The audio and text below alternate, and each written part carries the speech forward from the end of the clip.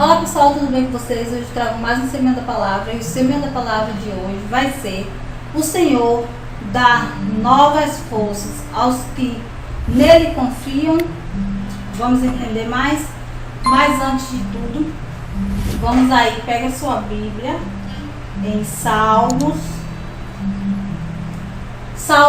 capítulo 23 e a gente vai orar assim. O Senhor é o meu pastor, nada me faltará. Deitar-me faz em verdes pastos. Guia-me imensamente às águas tranquilas. Refrigera minha alma. Guia-me pelas veredas da justiça, por amor do seu nome. Ainda que eu ande pelo vale da sombra da morte, não temerei mal algum, porque tu estás comigo. A tua vara e o teu cajado me consolam. Preparas uma mesa perante mim na presença dos meus inimigos. Unge a minha cabeça com óleo e o meu cálice transborda.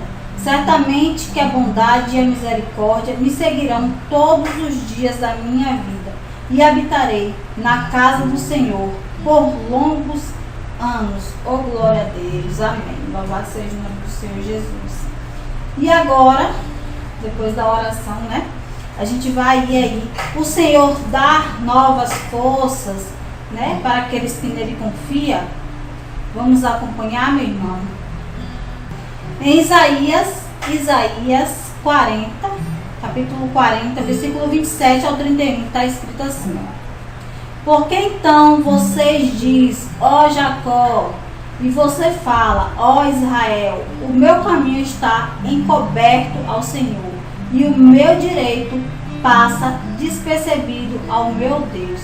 Será que você não sabe, nem ouviu que o eterno Deus, o Senhor, o Criador dos confins da terra, nem se cansa, nem se fadiga?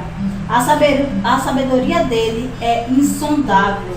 Ele fortalece o cansado e multiplica as forças aos que não têm nenhum vigor. Os jovens se cansam e se fatigam, e os moços de exausto caem. Mas os que esperam no Senhor renovam as suas forças.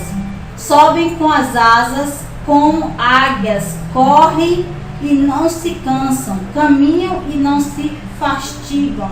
Oh, glória a Deus. Aqui está nos dizendo o quê? Que será que a gente nem ouviu o que Deus, né? O que o Senhor, nosso Criador, tem nos preparados no confins da terra, né? Que aqui está falando que os jovens se cansam e fadigam, os moços se exaustam e caem. E aqui a palavra de Deus está nos dizendo que sim, o Senhor ele nos dá força. O Senhor ele nos dá força. E muitas das vezes, o que acontece, né? Os irmãos acabam desanimando os irmãos. Com o quê? Acaba desanimando em condenar, muitas das vezes, né? Assim como Jó foi condenado pela esposa, pelos amigos, né? Que tudo aquilo que ele estava passando na vida dele era castigo dele, era por ele ter pecado com alguma coisa, né? Julgando a Jó por pecado. Hoje em dia a gente vê muito isso, né? Tem igreja que acaba afastando os servos do Senhor, dizendo muitas das vezes, né? Que a pessoa tem demônio sem que, sem pra quê, né? Fica julgando a pessoa, dizendo que a pessoa está em certo lugar, sendo que a pessoa está dizendo que não está, que não vai. Então fica condenando. Então o inimigo usa as pessoas para que ela afaste as pessoas da igreja, afaste as pessoas de Deus, porque a pessoa vai dizer o quê? Não, eu estou andando certo, estou andando no caminho do Senhor, estou fazendo tudo certo. E por que, Senhor, que as pessoas, né, as pessoas do Senhor, em vez de estender a mão e dizer não, vamos, né, cada vez mais junto, vamos caminhar cada vez mais junto, não, fica inventando, dizendo que o Espírito Santo de Deus está dizendo isso, que o Espírito Santo de Deus está dizendo que aquela pessoa está fazendo errado, que aquela pessoa está pecando, né? Assim foi na vida de Jó, né? Com os amigos, e muitas das vezes o Senhor é quem nos dá a força, e muitas das vezes a gente desanima, a gente se entristece, né, com esse tipo de pessoas. A gente se entristece, a gente vê assim as pessoas que vão para a igreja quando quer, que vão para bares, que vão para festa, que posta, né, um copo de cerveja, que posta, né, curtindo a vida, namorando, curtindo. Aí você vê assim, você diz assim, essas pessoas não são cobradas, né? As pessoas não são cobradas. E você vê pessoas que fazem isso, são filhos de quem está na igreja, filhos de quem está falando isso, julgando o irmão, né? E muitas das vezes a pessoa condena tanto os outros, né? Que a palavra de Deus mesmo diz, né? Que a gente deve olhar a trave que está nos nossos olhos do que ficar olhando o cisco que está no olho do seu irmão. Então as pessoas acabam se decepcionando com algumas coisas. Mas o Senhor, Ele nos dá força. O Senhor é que nos dá força para encarar e para suportar tudo aqui na terra. Não é mesmo? E confiamos em Deus em meio às aflições. Confiamos em Deus. Em Abacuque, capítulo 3, versículo 17 ao 19, está escrito assim: ainda que a figueira não floresça, nem haja fruto na videira, ainda que a colheita da oliveira decepcione, e os campos não produzam mantimento, ainda que as ovelhas desapareçam do aprisco, e nos currais não haja mais gado, mesmo assim eu me alegro no Senhor, exalto no Deus da minha salvação. O Senhor Deus é a minha fortaleza. Ele dá aos meus pés a ligeireza das costas e me faz andar nas minhas alturas. Então a palavra do Senhor está nos dizendo o que aqui? Que ainda que a figueira não floresça, ainda que a colheita da oliveira me decepcione, que não haja fruto a videira, né? E que os campos produzam mantimento, ainda que as ovelhas desapareçam do aprisco e nos currais não haja gado, mesmo assim eu me alegro no Senhor. Então a gente deve se alegrar no Senhor. É somente ver o Senhor. Mesmo que estão ali jogando pedra, mesmo que estão dizendo coisa, mesmo que você não está vendo a bênção, mesmo que você só está vendo as coisas, né? Ruins, que mesmo que a figueira não floresça, mesmo que a videira não dê fruto, mesmo que você está vendo somente as coisas que você não está vendo prosperar, mesmo assim a gente deve se alegrar no Senhor, somente no Senhor. E essa mensagem também serve para mim nesse dia de hoje, para a honra e glória do Senhor. Recebemos o reino de Deus como as crianças. Vamos lá em Marcos capítulo 10, versículo 13 ao 16. Então trouxeram algumas crianças a Jesus para que abençoasse, mas os discípulos os repreendiam. Jesus, porém, vendo isto, indignou-se e disse-lhes: deixe que os pequenos venham a mim, não os impeçam, porque dos tais é o reino de Deus. Em verdade lhes digo que quem não recebeu o reino de Deus como uma criança, de maneira nenhuma entrará nele. Então, tomando as crianças nos braços, impondo-lhes as mãos, as abençoava. Oh, glória a Deus! Então, o que a palavra nos diz aqui? Né? Jesus estava ali fazendo a pregação dele como sempre, orando, abençoando a todos. E aí trouxeram algumas crianças para que ele também pudesse orar, né? E os discípulos repreendiam, né? Por estar trazendo as crianças. Eu acho que ele achava assim, que criança não podia receber, né, as bênçãos do Senhor.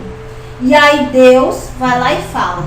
Deus vai e diz que deixe que os pequenos venham a mim. Deixe que os pequenininhos, né, que as crianças vão até ele, vá até ele. Porque do tais deles, né, das crianças, é o reino de Deus. E em verdade lhe digo, quem não receber o reino de Deus como uma criança, de maneira nenhuma entrará nela. Aquele que não, né, ser como uma criança, jamais vai entrar no reino de Deus. É forte isso, né? É muito forte. Oh, glória a Deus. Louvado seja o nome do Senhor Jesus. Jesus fica admirado com a fé de um oficial romano. Em Lucas capítulo 7, versículo 1 ao 10, está escrito assim: tendo Jesus concluído todas as suas palavras dirigidas ao povo, entrou em Cafarnaum. E o servo de um centurião, a quem este muito estimava, estava doente, quase à morte. Quando o centurião ouviu falar a respeito de Jesus, enviou-lhe alguns anciões dos judeus, pedindo-lhes que viesse curar o seu servo.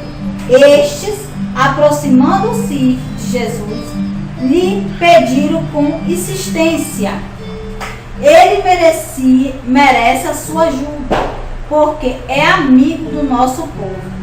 E ele mesmo construiu a nossa sinagoga. Então Jesus foi com ele. Quando Jesus já estava perto da casa, o centurião enviou-lhe alguns amigos, dizendo: Senhor, não se incomode, porque não sou digno de recebê-lo em minha casa.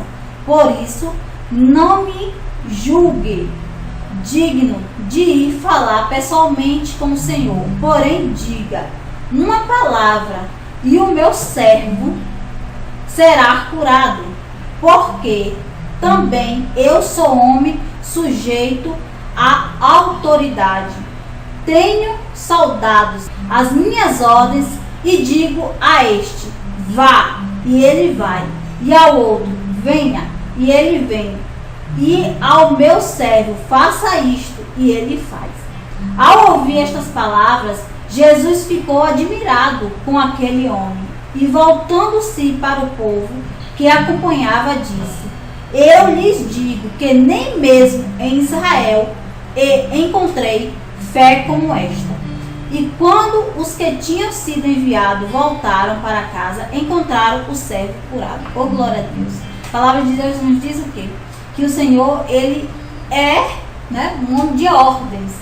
Né? E aquele homem, que ele também era um homem de ordem, que ele era um centurião, ele agiu como se fosse ele, né? Que ele teve a fé em Jesus igualando como ele. Ele teve a fé em Jesus que, se somente o Senhor dá uma ordem de boca, porque a gente vê, se a gente for ler a Bíblia lá no comecinho, né? Deus, ele falou: haja luz, e houve luz. Haja isso, e houve. Então a palavra de Deus tem poder, porque realiza, se conclui aquilo que o Senhor fala. E em Jesus ia ser a mesma coisa. A ordem de Jesus ia se tornar real, ia se realizar. Então ele falou que se somente o Senhor não precisava nem ir até lá a casa dele, mas somente com uma ordem do Senhor, o servo dele ficaria curado. Porque quando ele dava a ordem ao servo dele para dizer vá, eles iam, façam, eles faziam. Então, que fé incrível desse centurião. Oh, glória a Deus, louvado seja o nome do Senhor Jesus. Deus nos aceita por meio da fé em Jesus.